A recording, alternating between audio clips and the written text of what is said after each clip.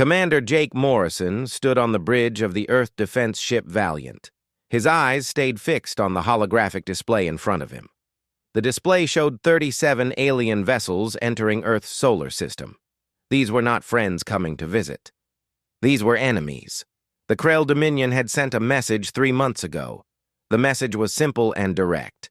Surrender to us, or we will destroy you. Those were the only two choices they gave humanity. But humanity had picked a third choice. They would fight. Jake looked at the display again. Each red dot represented a Krell warship. Each ship was larger than anything humans had built before the war started. Each ship carried weapons that could destroy cities in seconds. The Krell had used these ships to conquer 47 different star systems in just 10 years. They were good at war. They had done it many times before. Lieutenant Amy Parker sat at her station near the front of the bridge. She checked her screens and then turned to face Jake. Her voice was calm and steady when she spoke. "Captain, the Krell fleet is holding position near Jupiter. They are waiting for our response." Jake felt his jaw get tight. He had read all the reports about the Krell. He knew their history. They would arrive at a new world and give the same ultimatum: surrender or die. Most species chose to surrender. The Krell were too strong. Their technology was too advanced. Fighting them seemed like suicide. But humans were different. Humans had a long history of fighting when they should have surrendered. They had a habit of winning when they should have lost. "Send the signal to Admiral Chen," Jake said. His voice was quiet but firm. "Tell him humanity is ready to show the galaxy what we're made of." The past 3 months had been busy. While the Krell expected Earth to give up and beg for mercy, humanity did something else. They built ships. They made weapons. They trained soldiers. Every shipyard from Earth to Mars ran at full speed day and night. Every factory that could make ammunition did so. Every person who could fight prepared to do exactly that. The Krell had conquered many worlds, but those worlds had been at peace for hundreds of years. Those species did not know how to fight anymore. They had forgotten what war meant. Humans had never forgotten. Human history was full of wars. Big wars, small wars, wars that lasted years, wars that lasted decades. Humans knew war like fish knew water. On the lunar military complex, Colonel Ben Harris stood in the control room. He watched through the giant windows as the final squadron of fighters launched into space. Each small ship carried 2 pilots. Each pilot knew the odds of survival were low. Each pilot launched anyway. That was the thing about humans. They did not always fight because they thought they could win. Sometimes they fought simply because they refused to give up. It was in their nature. It was in their blood. Ben watched the fighters disappear into the black. He thought about his daughter back on Earth. She was only 7 years old. He was fighting so she could grow up free. That was worth any price. Back on the Valiant, Amy checked her screens again. Every ship in the human fleet was reporting ready status. Every weapon was loaded. Every pilot was in position. The trap was set. "All fleets report ready, Commander," Amy said. She tried to keep her voice steady, but Jake could see the fear in her eyes. He did not blame her. Anyone with sense would be afraid right now. Jake stood up from his command chair. He looked around the bridge at his crew. These people were his responsibility. Many of them would die in the next few hours. He knew that. They knew that. But they were here anyway. "Then let's give them a proper Earth welcome," Jake said. "Launch all fighters. Prepare main cannons, and someone play that song the crew voted on." One of the crew members smiled and pressed a button. Music filled the bridge. It was an old rock song from the 20th century. The guitars were loud. The drums were heavy. It was the kind of music humans played when they went to war. The crew of the Valiant started to smile. Some of them even laughed. The fear was still there, but now there was something else too. There was determination. There was anger. There was the knowledge that they were about to do something the galaxy would never forget. The Krell thought humans were weak. The Krell thought Earth would surrender like all the others. The Krell were about to learn a hard lesson. Jake sat back down in his chair. He pulled up the tactical display on his personal screen. He could see the entire battle plan. Admiral Chen had designed it herself. It was risky. It was dangerous. It required perfect timing. But if it worked, it would change everything. The human fleet began to move. 43 ships against 37. The numbers looked even. But numbers did not tell the whole story. The Krell ships were bigger and stronger. They had better shields and more powerful weapons. On paper, humanity should lose this fight easily. But humans did not fight on paper. They fought in reality. And in reality, humans had advantages the Krell did not understand. Humans were creative. When the Krell used the same tactics over and over, humans invented new ones. Humans were unpredictable. When the Krell expected one thing, humans did another. Humans were stubborn. When any sane species would retreat, humans kept fighting. Jake watched the distance between the two fleets shrink on his display. 5 million kilometers, 4 million, 3 million. Soon they would be in weapons range. Soon the shooting would start. He thought about his own family. His wife Linda was on Earth with their 2 sons. He had said goodbye to them 3 days ago. He told them he would come home. He hoped that was true. But even if he died here today, he would die knowing he fought for them. He would die knowing he gave them a chance. The Krell War Master Thexnar sat in his command throne aboard the flagship destroyer of worlds. He watched the human fleet approach on his tactical display. The humans had 43 ships. He had 37. The humans thought numbers would save them. They were wrong. Thexnar had fought in 20 conquest campaigns. He had destroyed fleets 3 times the size of this pathetic human force. His ships had plasma cannons that could melt through armor plating in seconds. His shields could deflect any energy weapon these primitives possessed. This battle would be over in less than an hour.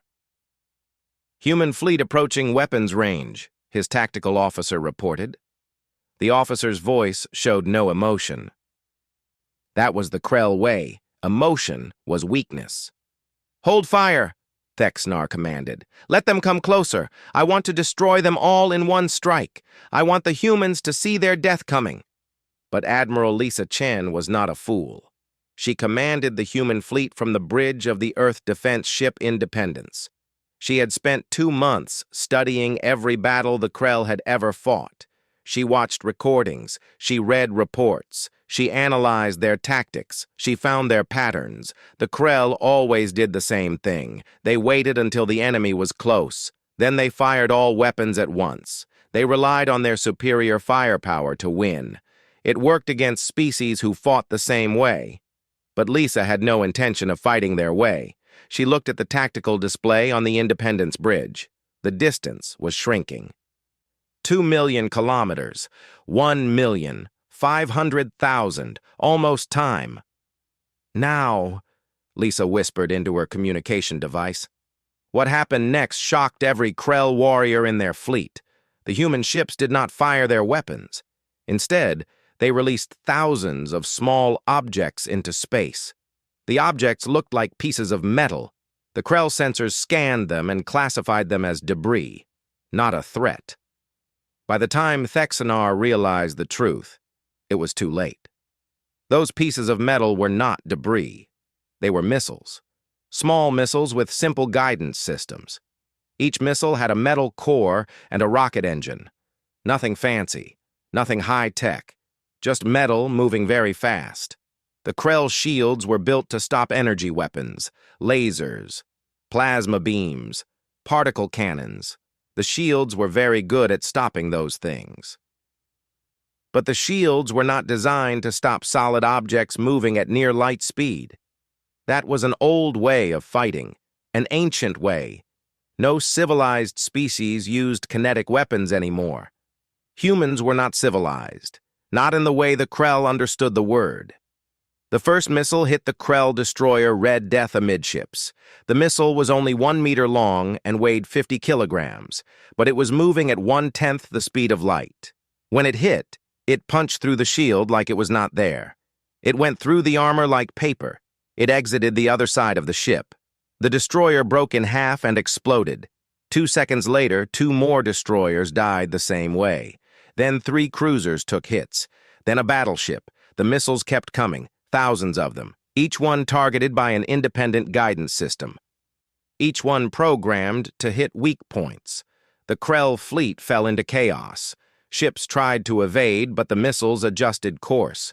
Ships tried to shoot the missiles, but there were too many. Ships collided with each other as they broke formation. That was when the human fleet opened fire with conventional weapons. "All ships, fire at will," Lisa commanded. Her voice was cold and calm. The Independence fired its main cannons. 6 beams of concentrated energy lanced across space and hit a Krell battleship. The battleship's shields glowed bright and then failed. The beams cut into the hull. Atmosphere vented into space. The battleship went dark. All around the battle space, human ships fired. But they did not stay still. They moved constantly. They dodged. They weaved. They acted like fighters instead of capital ships. Then the human fighter squadrons arrived. 200 small craft came screaming into the Krell formation. The fighters moved with a speed and recklessness that terrified the Krell crews. They did not fly in neat formations. They did not follow predictable attack patterns. Each pilot seemed to fight their own personal war.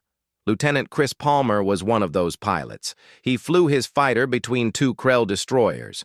His targeting computer locked onto the engine section of the nearest ship.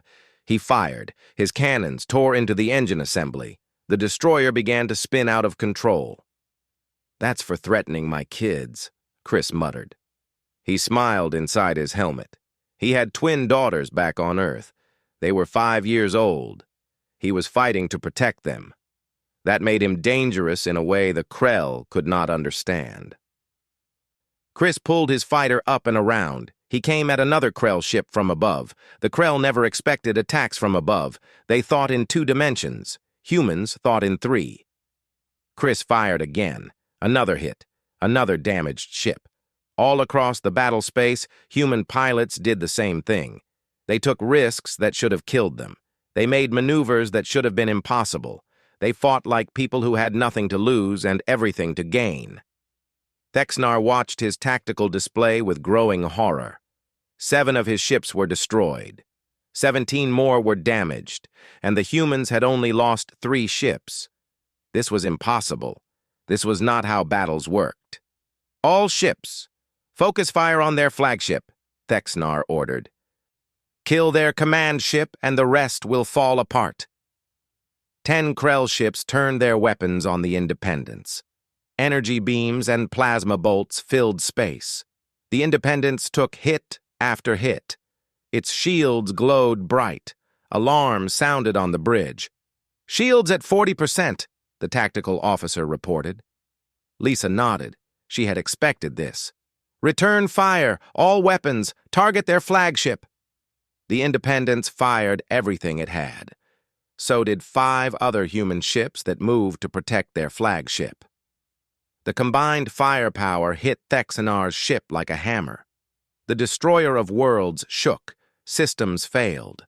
Fires broke out on 3 decks. "Shields failing," Thexnar's tactical officer reported. Fear crept into his voice. The Krell did not know fear often. They were learning it now. The battle raged for 8 hours. Ships died on both sides. Space became filled with debris and bodies and the frozen atmosphere of ruptured hulls. The humans fought with determination. The Krell fought with growing desperation. In the end, 12 Krell ships were destroyed completely. 17 more were so damaged they could barely move. The human fleet had lost 9 vessels. Many more were damaged, but they had won. Thexnar sat in his ruined command throne. Sparks fell from the ceiling. The smell of burning circuits filled the air. His ship was dying. His fleet was defeated. This had never happened before, not in all of Krell history. News traveled fast across the galaxy. Within days, every species knew about the Battle of Jupiter. The humans had fought the Krell Dominion and won. Species that had surrendered without a fight watched the recordings in disbelief. The mighty Krell had been defeated by primitives who had only discovered faster-than-light travel 50 years ago.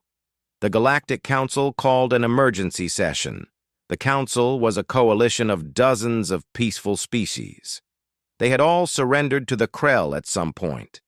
They lived under Krell dominance. They paid tribute. They followed Krell laws.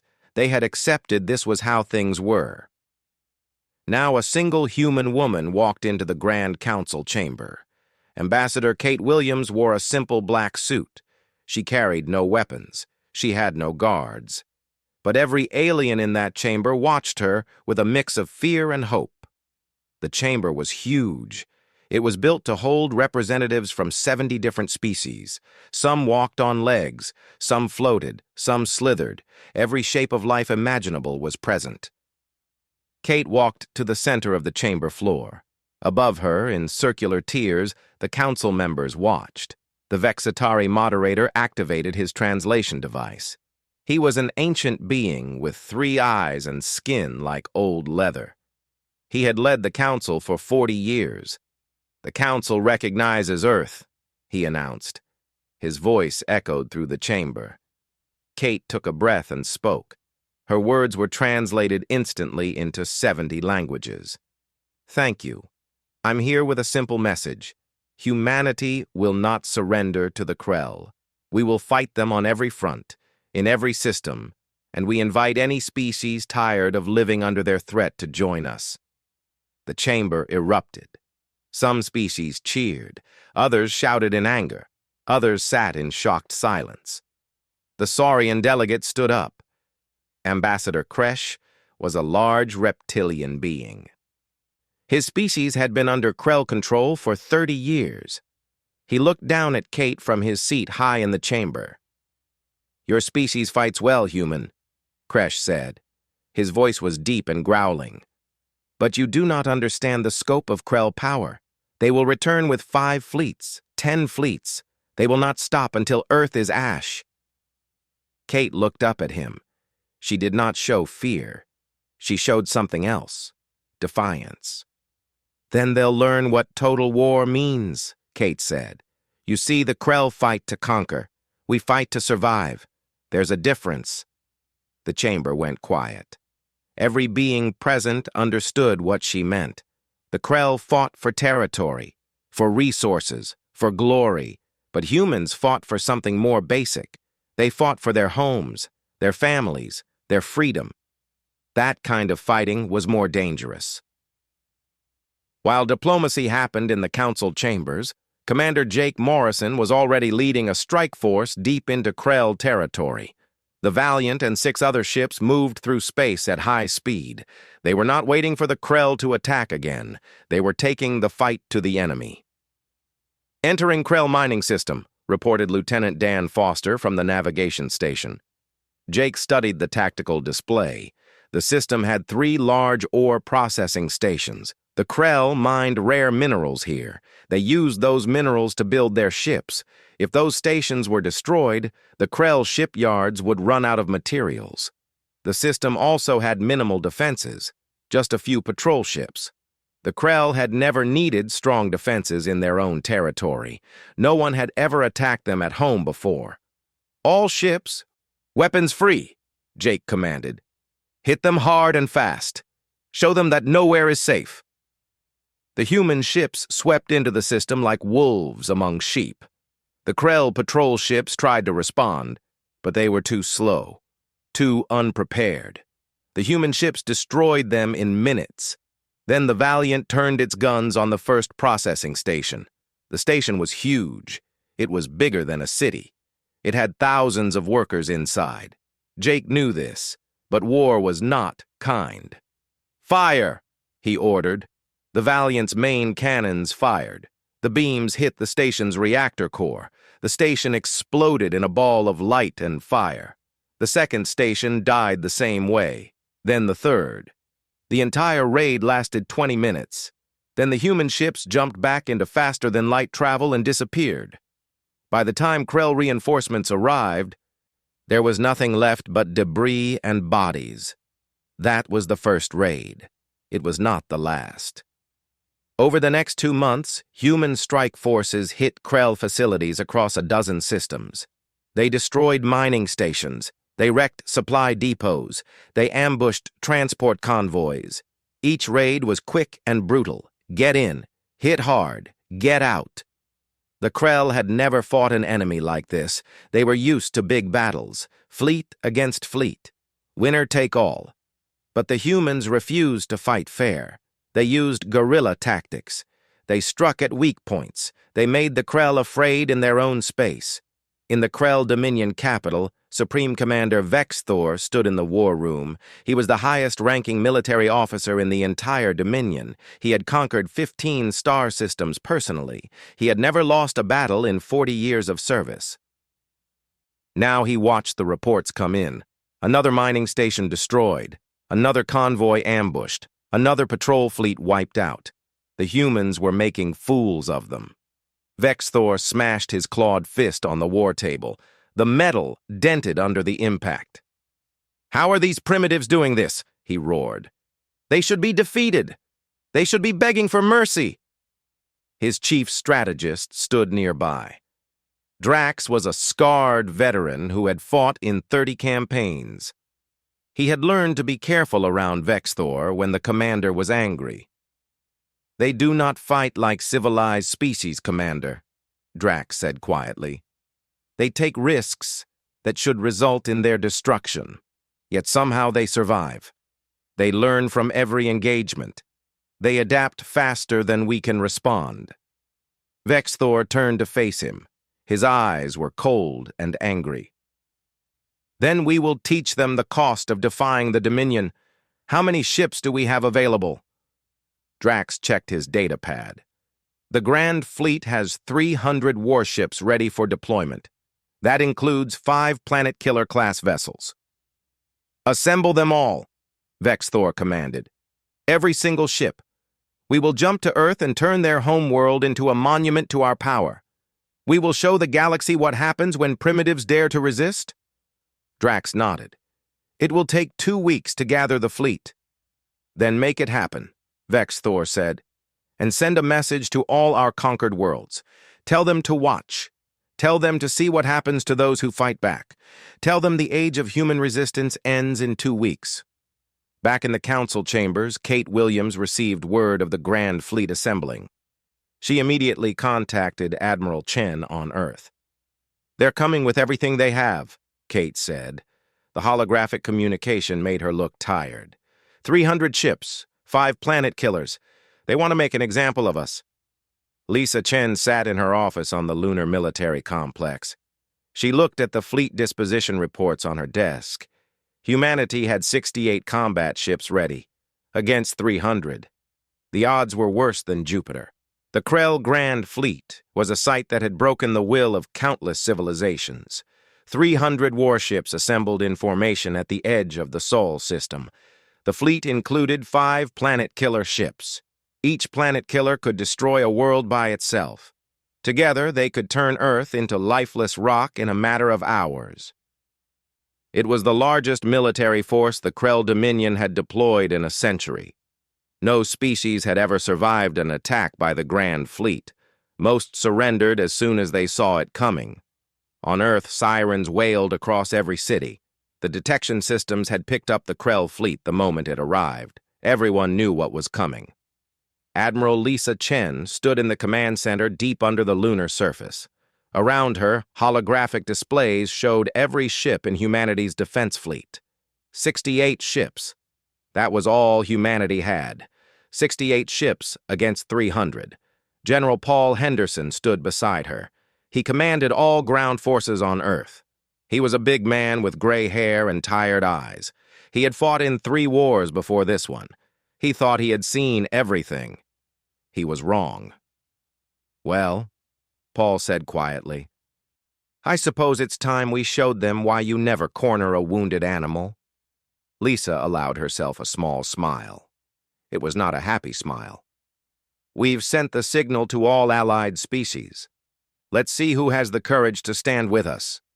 In orbit above Earth, Commander Jake Morrison walked through the corridors of the Valiant.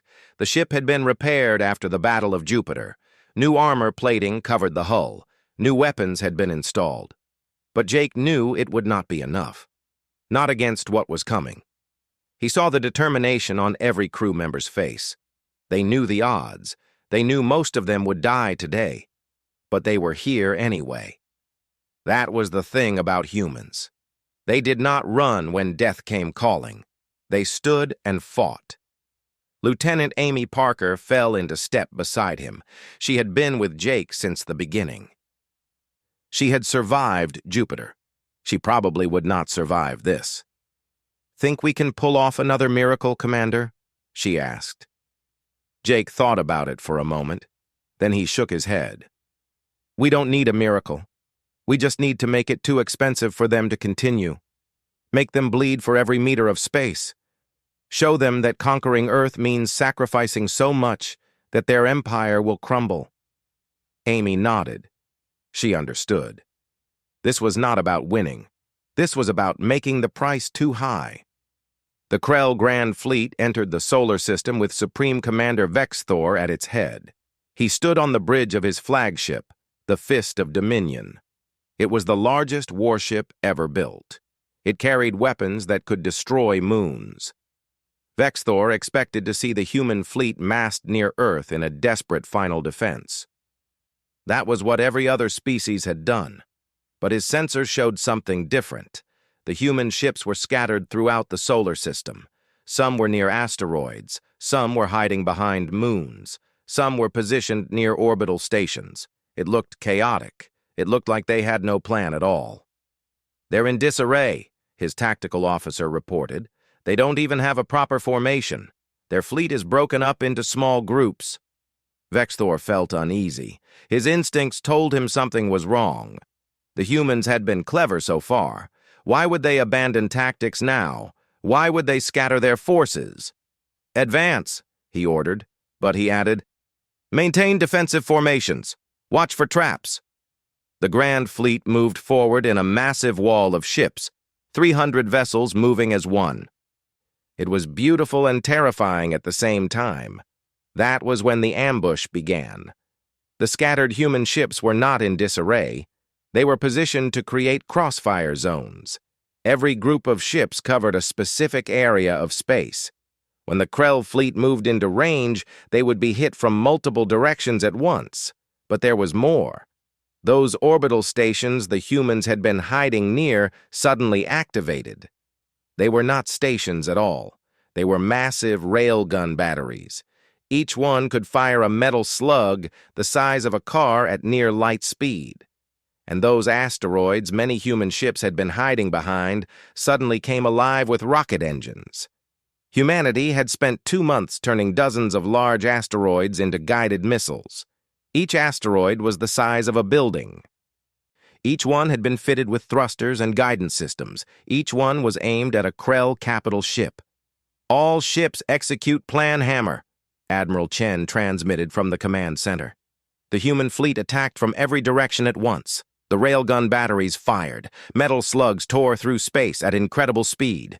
The first slugs hit Krell ships before anyone could react. Shields flared and failed. Hulls were punctured. Ships began to die.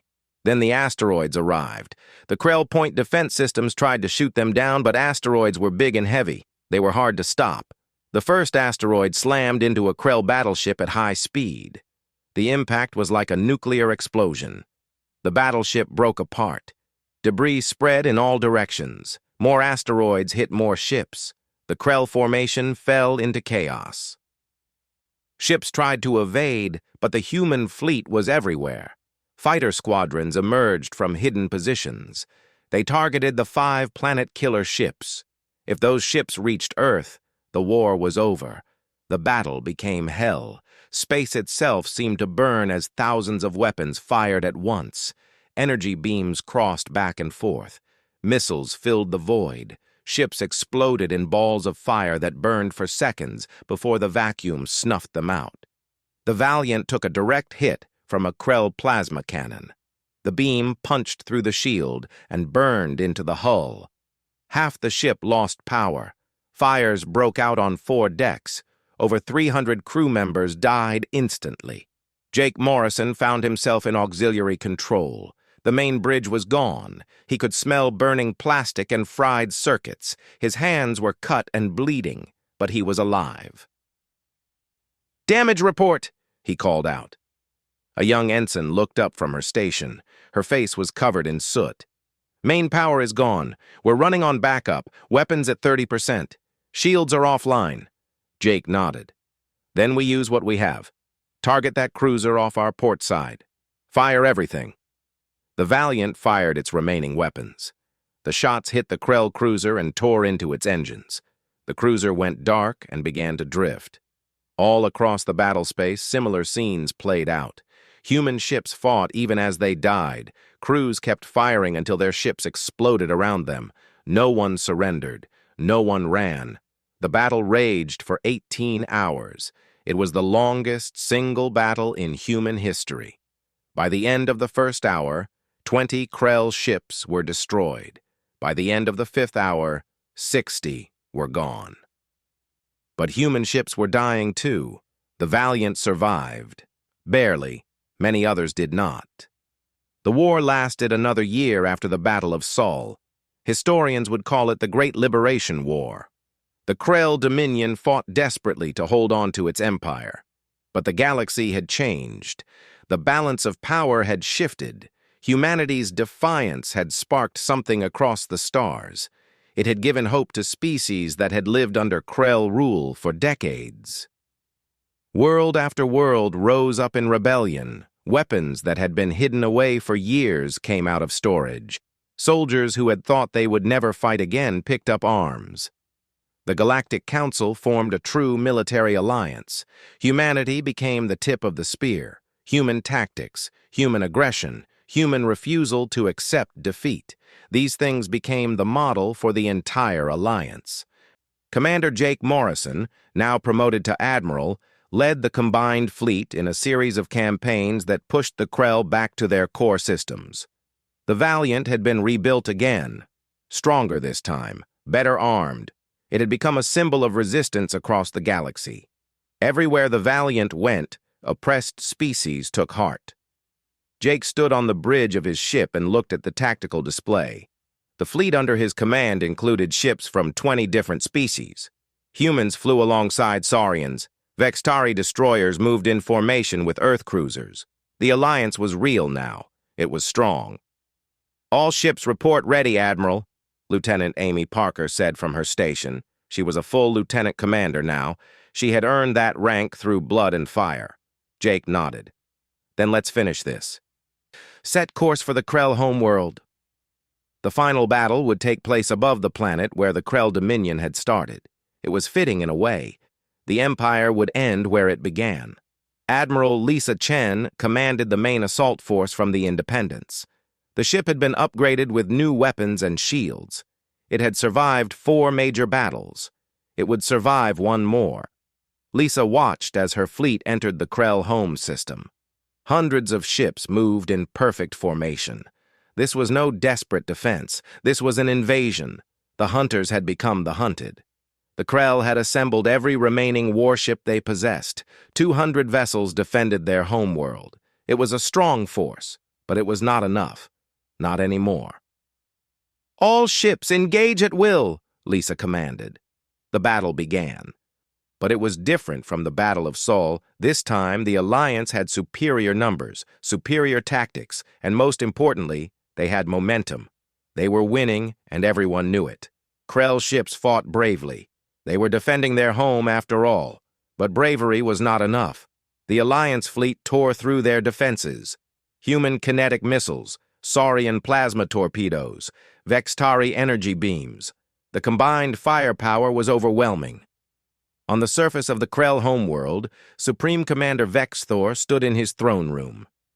Through the tall windows, he could see the battle raging in the sky above. Explosions lit up the darkness like new stars being born. Each flash meant another ship dying. Vexthor had spent his entire life believing in the Dominion. He had conquered worlds in its name. He had killed countless beings to expand its territory. He had thought the Krell were destined to rule the galaxy.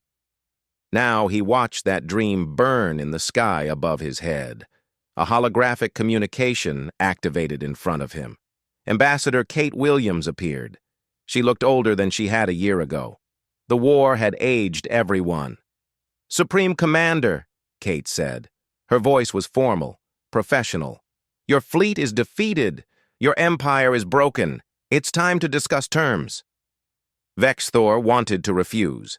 Every instinct told him to fight to the last ship, to the last soldier, to the last breath, but he looked at the burning sky and knew the truth. The war was over. The Krell had lost. "What are your terms?" he asked quietly. Kate's expression did not change. "The Dominion will disarm. All occupied worlds will be freed immediately. Your military will be reduced to a self-defense force only. No offensive capabilities, no weapons of mass destruction, and you will face trial for your war crimes." Vexthor felt rage build inside him. War crimes. As if war could be anything other than what it was. As if there were rules that mattered when survival was at stake. "And if we refuse?" he asked. Kate's eyes went cold. "Then Earth's fleet becomes the hammer that breaks you completely. We will blockade your world. We will destroy every ship you build. We will ensure the Krell never threaten anyone again. Your choice." Vexthor understood. This was not a negotiation. This was a surrender demand. The Dominion had given these same demands to dozens of species. Now they were on the receiving end. He thought about his people, about the millions of Krell on the planet below. If he refused, the Alliance would make good on their threat. They would destroy everything. And for what? The Empire was already lost. "I accept your terms," Vexthor said. Each word felt like swallowing broken glass. 3 days later, the Krell Dominion signed formal surrender documents. The ceremony took place aboard the Independence. Representatives from every Alliance species attended. It was broadcast across the galaxy. Vexthor signed his name to the document. His hand shook slightly, not from fear, from shame. He was the Supreme Commander who had lost everything. Kate Williams stood nearby. She felt no joy. Too many people had died. Human, Krell, Saurian, Vextari. Millions of beings had lost their lives in this war. Victory did not erase that cost. Years passed. The galaxy slowly healed. The Krell homeworld was occupied for 5 years to ensure compliance. Vexthor and other Dominion leaders stood trial for their crimes. Some were executed, others were imprisoned. The Krell military was reduced to a fraction of its former size. But more importantly, the freed worlds began to rebuild. Species that had been conquered decades ago became independent again. The Galactic Council transformed from a symbolic body into a real alliance of equals. Humanity became known across the stars, not as conquerors, not as a new empire, but as the species that had stood up when no one else would. The species that had shown the galaxy that freedom was worth fighting for. 5 years after the war ended, a memorial station was built in orbit above Earth. It was called Unity Station. It honored the dead from all species who had fought for liberation. 30,000 human names were carved into one wall. 100,000 alien names filled the others. Admiral Jake Morrison stood at the dedication ceremony. He wore his dress uniform. Medals covered his chest. But he felt none of the pride people expected. He just felt tired. Representatives from 73 species attended the ceremony. The station was packed. Jake walked to the podium and looked out at the gathered crowd. Humans, Saurians, Vextari, Krell even. The former enemies standing together. "We didn't fight because we were stronger," Jake said. His voice was amplified across the station. We fought because the alternative was unacceptable. We fought because when you stand up to a bully, sometimes others find the courage to stand with you. He paused and looked at the wall of names behind him. So many dead, so many who would never see this day. The day humanity's fleet became the hammer wasn't when we won battles, Jake continued. It was when we chose to fight in the first place, when we showed the galaxy that some things are worth dying for, and in doing so, we taught everyone that some things are worth living for too. The crowd applauded. The sound echoed through the station for minutes. In the front row, Kate Williams smiled. Beside her, Amy Parker, now captain of her own ship, wiped tears from her eyes. Above them all, ships from Earth and 100 other worlds flew in formation. A reminder that the hammer humanity had forged was not made of metal and fire. It was made of courage, of determination, of the belief that no one should ever have to bow to tyranny. The galaxy had learned what humanity had always known. The greatest weapon was not the one that destroyed the most enemies. It was the one that inspired others to stand and fight for themselves. And on that day when Earth's fleet first engaged the Krell at Jupiter, humanity had given the galaxy that weapon. They had given them hope, and hope, once lit, could never be fully extinguished. Then, at hour 16, when it seemed like humanity might actually lose despite everything, something happened that changed the course of the war. A massive fleet emerged from faster-than-light space behind the Krell formation. But these were not human ships. They were vessels from the Galactic Council. The Saurians had come. The Vextari had come. A dozen other species had found their courage. Ambassador Kresh's voice boomed across open communication channels.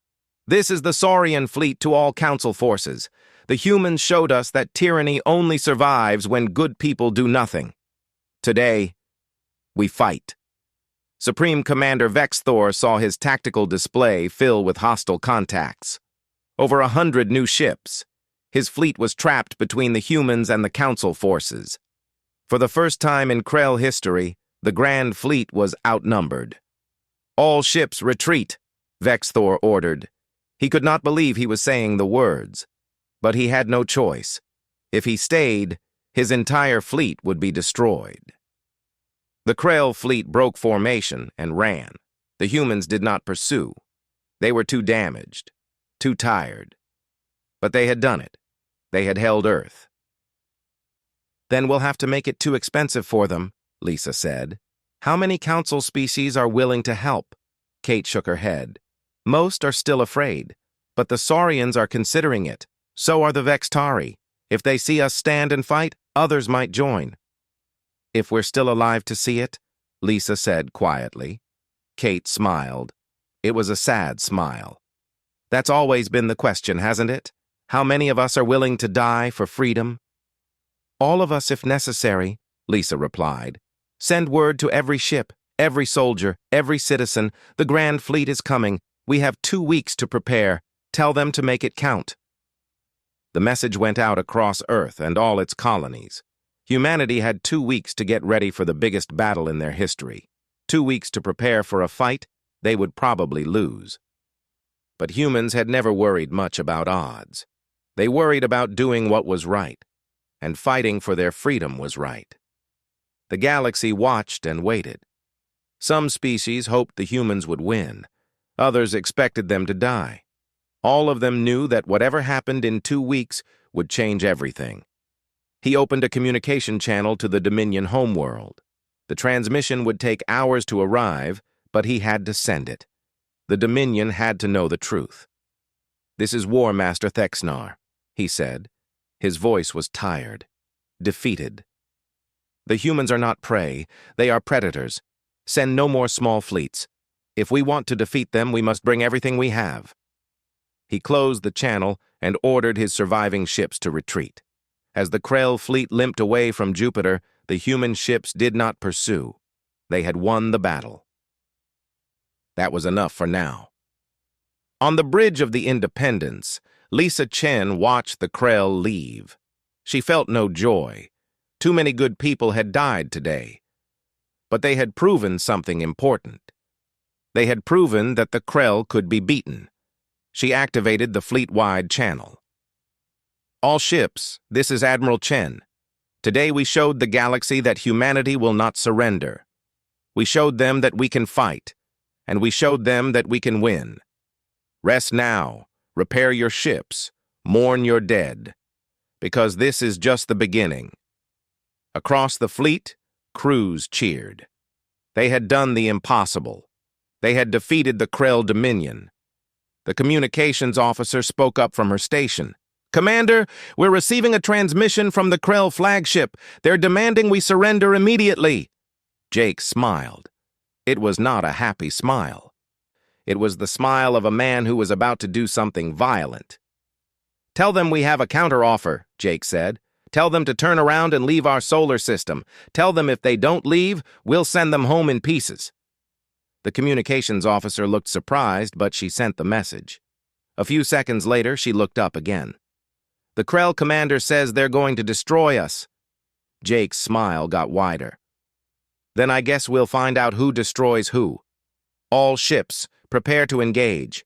Show these aliens what happens when you threaten Earth." The Valiant moved forward. Behind it, 42 other human ships did the same. In the space between them and the Krell fleet, thousands of small objects began to drift. The Krell would think they were debris. They would ignore them. That would be their first mistake. It would not be their last.